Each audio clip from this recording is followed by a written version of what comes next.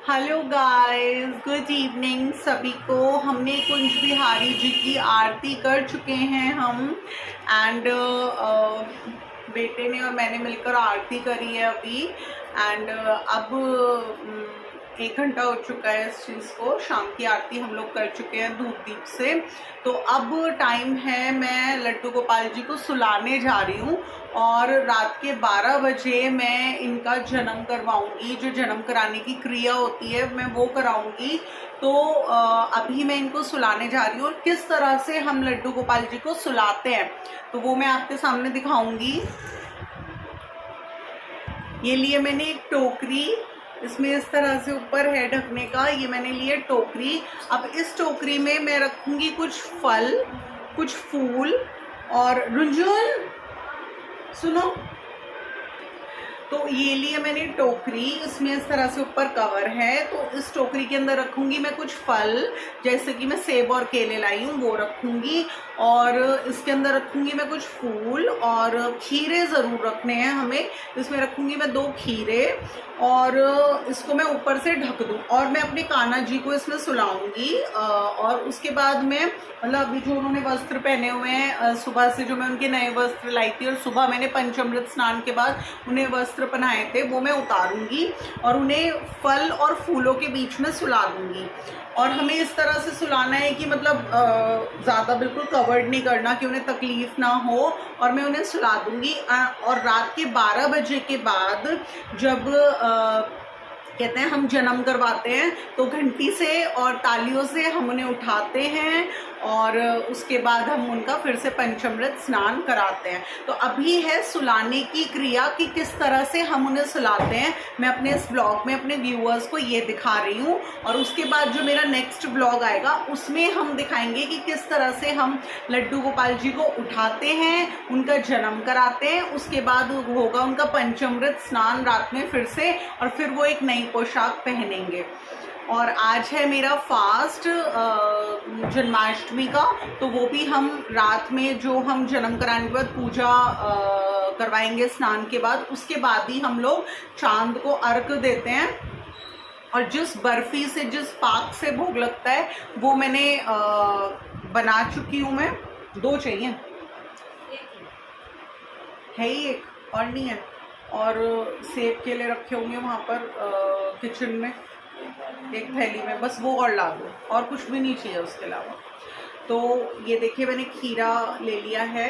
खीरे का इसमें बहुत इम्पॉर्टेंट रोल होता है गाइस। हम खीरा क्यों रखते हैं, हम टोकरी क्यों लेते हैं, उसमें फल क्यों रखते हैं, इन सब के पीछे ये रीज़न है कि जब कान्हा जी को कारावार से लाते हैं, गोकुल आते हैं, वो कारावार से लेकर आते हैं उन्हें, तो इस तरह से टोकरी में आते हैं और वो फलों की टोकरी होती है। और जो हम खीरा रखते हैं, खीरा रखने के पीछे लॉजिक ये है, हम एक सिक्का भी रखेंगे, आप चांदी का सिक्का ले सकते हैं या फिर प्लेन नॉर्मल सिक्का ले सकते हैं। इसके पीछे लॉजिक ये है कि 12 बजे, जब 12 बज जाएंगे, शंखनाद हो जाएगा, घंटियां बजने लगेंगी, तो हमें क्या करना है, जब हम प्रभु का जन्म कराएंगे तो जो सिक्का हमने रखा है साथ में, उससे हम खीरे को ऊपर से काटेंगे। मुझे डंठल वाला खीरा नहीं मिला, वरना कहते हैं इसमें डंठल वाला खीरा लेते हैं और हम ऊपर से इसको काटते हैं थोड़ा सा। हमें चक्कू का इस्तेमाल नहीं करना, हमें सिक्के का इस्तेमाल करना है। चांदी का लीजिए, सिंपल लीजिए, बट सिक्के से आपको थोड़ा सा खीरा ऊपर से टॉप पे से काटना है। ये इसलिए होता है, जिस तरह से बच्चे की नाल कटती है और वो अपनी माँ से अलग होता है, तो उसी तरह से कहते हैं हम खीरे को ऊपर से काटते हैं, मतलब प्रभु का जन्म हो गया। तो उस तरह से और फिर हम लड्डू गोपाल जी को उठाते हैं, बाल गोपाल जी को, और उनका स्नान कराते हैं पंचामृत से। तो अभी मैं कर रही हूँ सब तैयारी आपके सामने, आप देख सकते हैं कैसे। ये देखिए, ये टोकरी ली है मैंने, ये कुछ फल लिए हैं मैंने, फलों में जैसे केला, सेब, खीरा भी रखेंगे। खीरा तो मतलब एक विशेष तौर पर हमें रखना है, क्यों रखते हैं वो मैंने आपको बता ही दिया है। तो इस तरह से मैंने 2 केले रख दिए इसमें ये मैंने सेब रख दिया, बहुत ज़्यादा भी नहीं रखूंगी क्योंकि फिर लड्डू गोपाल जी को मतलब थोड़ा परेशानी नहीं होनी चाहिए। अब थोड़े से मैं इसमें ये फूल रखे हैं मैंने,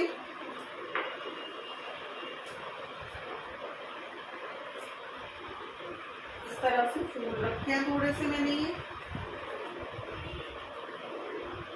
और अब इन फूलों के बीच में मैं अपने लड्डू गोपाल जी को रखूंगी। अब इन फूलों के बीच में अपने लड्डू गोपाल जी को उठाऊंगी और उन्हें रखूंगी। ये आ गए मेरे कान्हा जी, प्यारे प्यारे कान्हा जी, बहुत ही सुंदर कान्हा जी। ये देखिए, ये है इनकी मॉर्निंग ड्रेस जो इनके फेवरेट कलर में लाई थी मैं आज के लिए। ये देखिए, सुबह मैंने इन्हें नहला धुलाकर स्नान कराकर पंचामृत स्नान फिर पहनाई थी, तो अभी मैं इन्हें सुलाने जा रही हूँ। तो जब भी सुलाते हैं तो सारे वस्त्र उतारते हैं। ये देखिए, मैं धीरे धीरे सारे इनके वस्त्र, इनके आभूषण सब उतार दूंगी।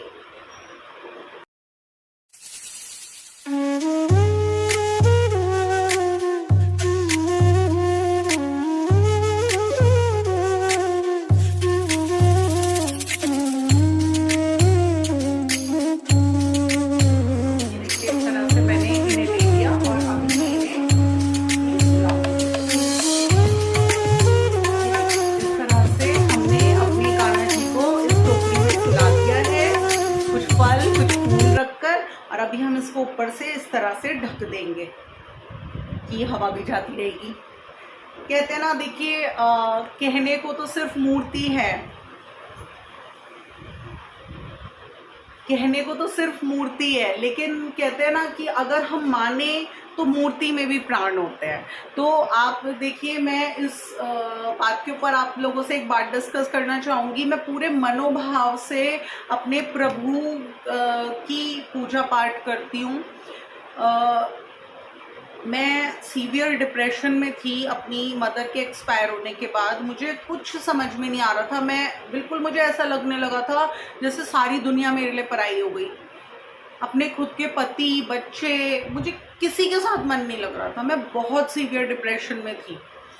तो मैंने क्या रास्ता, मैंने मतलब हज़ारों लोगों से बात करी, फ्रेंड्स, रिलेटिव्स, हर जने से मैंने बात करी।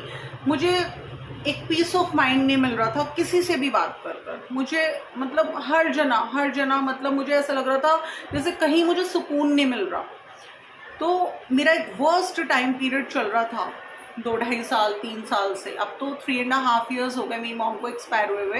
तो एक वर्स्ट टाइम पीरियड चल रहा था। मैं इसलिए ये बात शेयर कर रही हूँ अपने व्यूअर्स के साथ, क्योंकि 90% लोगों को किसी ना किसी वजह से डिप्रेशन के शिकार वो होते हैं। तो उसमें से 90% में से 80% लोग, मैं ये बोलूँगी, मेडिसिन की तरफ जाते हैं, डॉक्टर्स की तरफ जाते हैं। आप मेडिसिन खा रहे हैं जिसमें सेडेटिव्स होगा। सेडेटिव्स आपके माइंड को रिलैक्स करने के लिए उसको सिर्फ कुछ टाइम के लिए सुन कर देगा एंड आपको नींद आती रहेगी, आप सोते रहेंगे। बट सेडेटिव्स हमारे बॉडी के लिए बहुत इंजूरियस होते हैं। तो मैंने ऐसा कुछ नहीं किया, मैंने डिप्रेशन की कोई दवाई नहीं खाई। मैंने वो रास्ता चुना जो मेरी मॉम ने चुना था जब मेरे फादर एक्सपायर हुए थे। जब मेरे फादर एक्सपायर हुए थे तो उनकी भी सेम सिचुएशन थी। उन्होंने पूजा पाठ करी, भजन कीर्तन, प्रभु की पोशाकें बनाई, कहते ना राम राम लिख ले डायरी पर, वो लिखती थी, भजन लिखती थी, बत्तियां होती हैं रुई की वो बनाती थी। मतलब जितना एक मनोभाव से हम अंदर से सेवा रख सकते हैं प्रभु की, उन्होंने सिर्फ प्रभु की सेवा करी।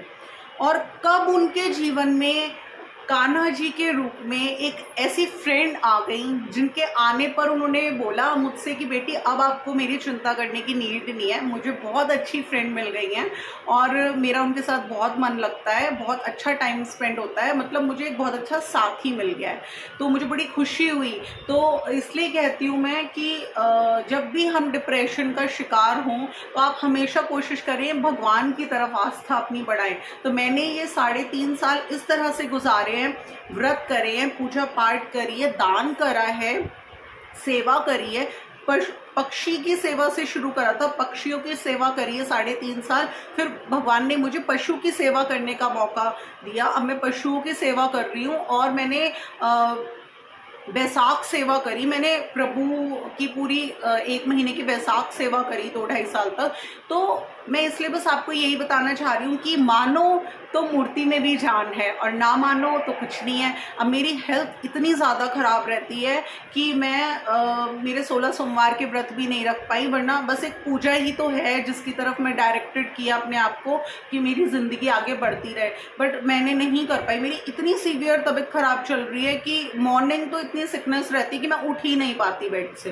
तो लेकिन अभी मैं ये महसूस कर रही हूँ कि मैंने कान्हा जी से ये प्रार्थना करी कि जन्माष्टमी पर मैं आपका व्रत रखना चाहती हूँ, जन्माष्टमी पे मैं पूरे मनोभाव से आपकी पूजा करना चाहती हूँ। मैंने बहुत सारी तैयारियां करी हैं, लेकिन अगर आप चाहोगे तो मैं कर पाऊंगी, वरना मैं कुछ नहीं कर पाऊंगी। मैंने उनसे प्रार्थना करी और आप विश्वास नहीं मानोगे कि मेरी हेल्थ थी तो खराब ही, बट मुझे इतनी हिम्मत दी कान्हा जी ने कि मैं उठ पाई, अच्छे से तैयार हो पाई और मैंने पूरे दिन अपने आप को कैरी ऑन किया। तो इसलिए मैं आज अपने व्यूवर्स के सामने खड़ी हूँ, वीडियो शूट कर पा रही हूँ, सारे काम कर पा रही हूँ। तो अभी मेरा ये जो व्लॉग मैंने शूट किया है अपने होम टेम्पल में शूट करा है, जिसमें मैंने आपको एक क्रिया दिखाई है कि किस तरह से हम अपने लड्डू गोपाल जी को हम उन्हें सुलाते हैं। आरती होने के 1 घंटे बाद हमें उन्हें सुलाना होता है और 12 बजे हम उनका जन्म कराएंगे। तो उसके लिए मैं एक और ब्लॉग के साथ आप लोगों से मिलती हूँ। तो अगर आपको मेरा ये ब्लॉग अच्छा लगता है तो गाइज इसे प्लीज़ ज़्यादा से ज़्यादा शेयर कर दीजिएगा एंड इसको एक लाइक ज़रूर बनती है मेरे लिए, मेरे ब्लॉग के लिए, इसको लाइक कर दीजिएगा एंड मेरे चैनल को आप प्लीज़ प्लीज़ प्लीज़ सब्सक्राइब करना बिल्कुल ना भूलिएगा। आप सभी लोगों की लाइकिंग्स मुझे बहुत ज़्यादा मोटिवेट करेंगी एंड मैं आगे भी इसी तरह के अच्छे अच्छे ब्लॉग्स आप लोगों के लिए लाती रहूँगी। Till then bye bye, thank you.